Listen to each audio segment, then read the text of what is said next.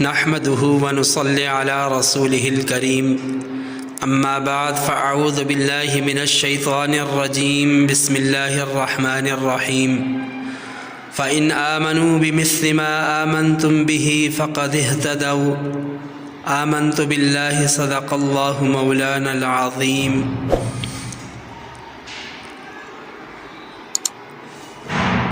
سامعین محترم، رجب کا مہینہ چل رہا ہے اور 22 رجب صحابی رسول کاتب وحی امیر المؤمنین سیدنا امیر معاویہ رضی اللہ تعالی عنہ کا یوم وفات ہے۔ صحابہ کرام کے حالات زندگی کو جاننا ایک مسلمان کے لیے بہت زیادہ ضروری ہے، تو آج اسی مناسبت سے حضرت سیدنا امیر معاویہ رضی اللہ تعالی عنہ کی سیرت، کردار، اخلاق، فضائل بیان کروں گا۔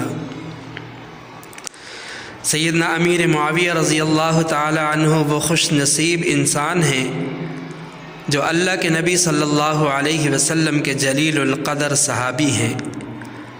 رشتہ میں آپ صلی اللہ علیہ وسلم کے برادر نسبتی بھی ہیں، اس کے ساتھ ساتھ آپ کو کاتب وحی ہونے کا اعزاز اور شرف بھی حاصل ہے۔ آپ رضی اللہ تعالی عنہ کے لیے زبان نبوت سے کئی مرتبہ دعائیں اور بشارتیں ملیں۔ اللہ تعالی نے آپ کو ایک طویل عرصہ تک امت مسلمہ کی خدمت کی سعادت عطا فرمائی۔ آپ کے دور حکومت میں کئی علاقے فتح ہوئے اور آپ نے تقریباً 20 سال سے زائد عرصہ تک 64 لاکھ مربع میل یعنی آدھی دنیا پر حکومت کی۔ سامعین محترم، آپ رضی اللہ تعالی عنہ کی ولادت بسعادت بعثت نبوی سے 5 سال پہلے ہوئی۔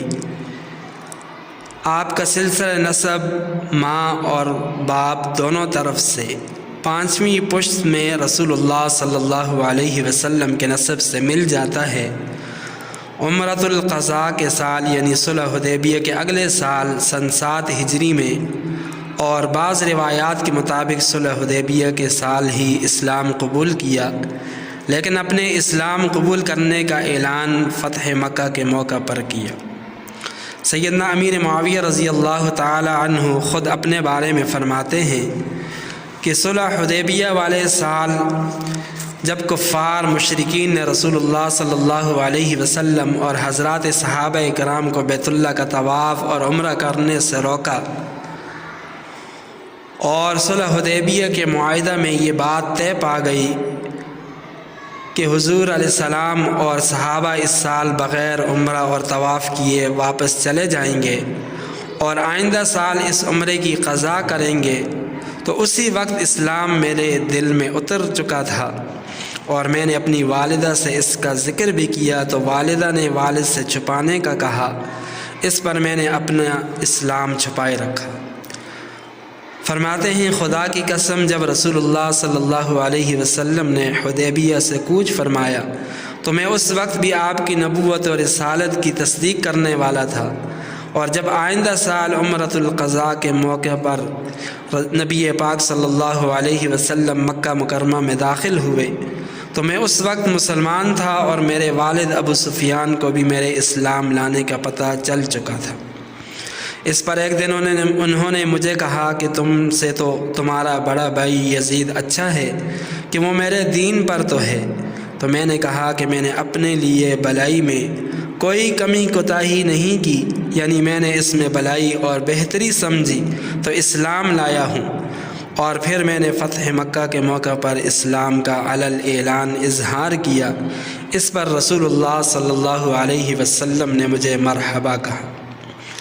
سامعین محترم، سیدنا امیر معاویہ رضی اللہ تعالی عنہ کی سیرت میں ایک بات بڑی عجیب و غریب نظر آتی ہے، اور وہ یہ ہے کہ ہجرت کے بعد قریش مکہ اور رسول اللہ صلی اللہ علیہ وسلم کے درمیان جتنی بھی جنگیں ہوئیں، کسی ایک جنگ میں بھی سیدنا امیر معاویہ رضی اللہ تعالیٰ عنہ مشرکین مکہ کے ساتھ مل کر اسلام اور پیغمبر اسلام مسلمانوں کے خلاف لڑنے کے لیے نہیں آئے، حالانکہ ہر جنگ کے سردار ان کے والد ابو سفیان رضی اللہ تعالی عنہ ہی ہوا کرتے تھے۔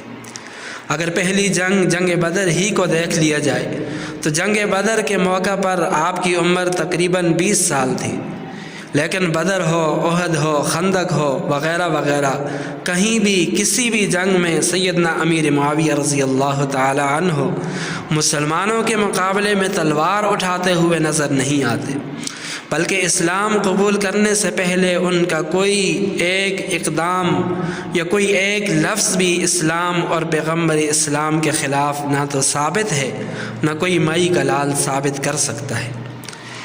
اس سے یہ بات ثابت ہوتی ہے کہ سیدنا امیر معاویہ رضی اللہ تعالی عنہ شروع ہی سے ایک سلیم الفطرت، سلیم الطبع اور شریف النفس انسان تھے۔ اللہ تعالیٰ نے آپ کو بڑی سعادتوں، بڑی خوبیوں سے، بڑے کمالات سے نوازا تھا۔ آپ کی سب سے بڑی خوبی، سعادت تو یہ ہے کہ اللہ تعالیٰ نے آپ کو اپنے آخری نبی صلی اللہ علیہ وسلم کا صحابی بنانے کے لیے منتخب فرمایا۔ صحابیت ایک ایسا مرتبہ مقام ہے جو کوئی انسان محنت کر کے یا عبادت کر کے یا بزور بازو حاصل نہیں کر سکتا، یہ صرف اور صرف اللہ تعالیٰ کی عطا ہوتی ہے۔ یہی وجہ ہے کہ حضرت عبداللہ بن مبارک رحمہ اللہ سے کسی نے پوچھا کہ حضرت امیر معاویہ افضل ہیں یا عمر بن عبدالعزیز؟ تو فرمایا جب سیدنا امیر معاویہ رضی اللہ تعالی عنہ رسول اللہ صلی اللہ علیہ وسلم کے ساتھ جہاد کے سفر پر نکلے تو ان کے گھوڑے کے نتنوں میں جو گرد پڑی، جو مٹی پڑ گئی، عمر بن عبدالعزیز اس گرد کا مقابلہ نہیں کر سکتے۔ عمر بن عبدالعزیز نیک ہیں، عادل ہیں، متقی ہیں، تقوی کے اعلیٰ درجے پر، اعلیٰ مقام پر فائز ہیں۔ ان کی خلافت خلفائے راشدین کی خلافت کا نمونہ تھی۔ یہ سب فضائل کمالات اپنی جگہ صحیح ہیں، درست ہیں، لیکن سیدنا امیر معاویہ رضی اللہ تعالی عنہ کا صحابی ہونا ان تمام کمالات، فضائل پر حاوی ہے۔ سیدنا امیر معاویہ رضی اللہ تعالی عنہ نبی پاک صلی اللہ علیہ وسلم کے نہ صرف صحابی ہیں بلکہ برادر نسبتی بھی ہیں۔ ام المؤمنین سیدہ ام حبیبہ رضی اللہ تعالی عنہا حضرت امیر معاویہ کی بہن تھیں۔ ام المؤمنین کے متعلق ایک روایت میں آتا ہے کہ ایک مرتبہ گھر میں بھائی بہن بیٹھے ہوئے تھے۔ ام المؤمنین ام حبیبہ رضی اللہ تعالی عنہا اپنے بھائی امیر معاویہ کا سر دیکھ رہی تھی۔ اسی دوران نبی پاک صلی اللہ علیہ وسلم گھر تشریف لائے۔ دیکھا تو ام المؤمنین سے پوچھا، اے ام حبیبہ، آپ کو اپنے بھائی سے محبت ہے؟ عرض کیا، یا رسول اللہ، بھائی سے کس بہن کو محبت نہیں ہوتی؟ فرمایا، تمہارے اس بھائی سے اللہ اور اس کے رسول کو بھی محبت ہے۔ نبی پاک صلی اللہ علیہ وسلم نے جلیل القدر صحابہ کرام پر مشتمل ایک جماعت مقرر کر رکھی تھی جو کاتبین وحی کہلاتے تھے، جن کو قرآن کریم کی کتابت کی اہم ذمہ داری سونپی گئی تھی۔ حضرت شاہ ولی اللہ محدث دہلوی رحمہ اللہ لکھتے ہیں کہ نبی پاک صلی اللہ علیہ وسلم اسی کو کاتب وحی بناتے تھے جو عادل اور امانت دار ہوتا تھا۔ سیدنا امیر معاویہ رضی اللہ تعالی عنہ کو یہ اعزاز حاصل ہے کہ آپ کاتب وحی تھے۔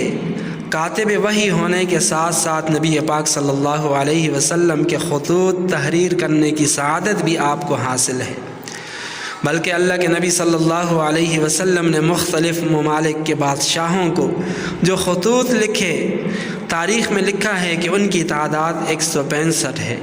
ان میں سے 133 خطوط سیدنا امیر معاویہ رضی اللہ تعالی عنہ نے اپنے ہاتھ سے لکھے۔ اس سے اندازہ لگائیں کہ امیر معاویہ کا مرتبہ، مقام رسول اللہ صلی اللہ علیہ وسلم کے ہاں کیسا تھا۔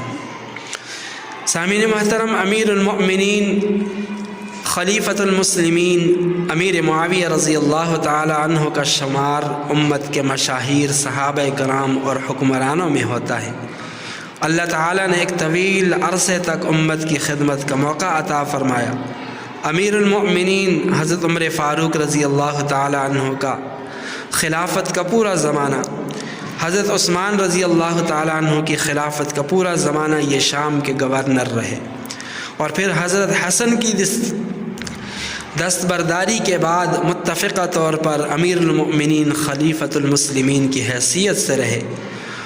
ان کی حکمرانی کا دور مسلمانوں میں صحابہ کرام میں سب سے طویل ترین دور شمار ہوتا ہے۔ تقریباً 45 سال انہوں نے حکومت کی، 20 سال شام کے گورنر کی حیثیت سے، اور 20 سے اوپر سالوں تک یہ امیر المؤمنین اور خلیفۃ المسلمین کی حیثیت سے رہے۔ سیدنا امیر معاویہ رضی اللہ تعالی عنہ اطاعت اتباع کا جذبہ ان کے اندر کوٹ کوٹ کر بڑھا ہوا تھا۔ سیدنا امیر معاویہ رضی اللہ تعالی عنہ رسول اللہ صلی اللہ علیہ وسلم کے ہر فرمان، ہر حکم کے آگے جھکنے والے تھے۔ اس سلسلے میں صرف ایک واقعہ عرض کر دیتا ہوں۔ ایک مرتبہ سیدنا امیر معاویہ رضی اللہ تعالی عنہ نے رومیوں کے ساتھ جنگ بندی کا معاہدہ کیا۔ مدت طے ہو گئی، مدت ختم ہونے کے قریب تھی کہ سیدنا امیر معاویہ رضی اللہ تعالی عنہ نے اپنی سرحد پر فوجیں لگا دی تاکہ معاہدہ کی مدت ختم ہوتے ہی حملہ کر دیں گے۔ چنانچہ جو ہی مدت ختم ہوئی حملہ کر دیا۔ اب لشکر فتوحات پہ فتوحات کرتا ہوا آگے بڑھ رہا ہے۔ ایک صحابی نے آ کر فرمایا، مدت ختم ہونے سے پہلے جو آپ نے ان کی سرحد پر فوجیں لگا دی تھی، یہ معاہدہ کی خلاف ورزی ہے، کیونکہ میں نے نبی پاک صلی اللہ علیہ وسلم کو یہ فرماتے ہوئے سنا، جب تمہارا کسی قوم کے ساتھ معاہدہ ہو تو اس وقت تک عہد نہ کھولے نہ باندھے جب تک اس کی مدت گزر نہ جائے، یا ان کے ساتھ کھلم کھلا اعلان کر دے کہ ہم نے وہ معاہدہ ختم کر دیا ہے۔ جب سیدنا امیر معاویہ رضی اللہ تعالی عنہ نے نبی پاک صلی اللہ علیہ وسلم کا یہ ارشاد سنا تو فوراً حکم دیا کہ جتنے علاقے فتح کیے ہیں وہ سب چھوڑ دیے جائیں۔ پوری انسانی تاریخ میں اس کی کوئی مثال، کوئی نظیر نہیں ملتی کہ کسی لشکر نے بزور بازو علاقہ فتح کیا ہو اور پھر اس کو اس طرح چھوڑ دیا ہو۔ وجہ صرف ایک ہے کہ وہاں حکومت حاصل کرنا مقصود نہیں تھا، بلکہ اللہ اور اس کے رسول کی اطاعت مقصود تھی۔ اللہ تعالی ہم سب کو صحابہ اکرام جیسی اتباع اطاعت نصیب فرمائے۔ وآخر دعوانا ان الحمد للہ رب العالمین۔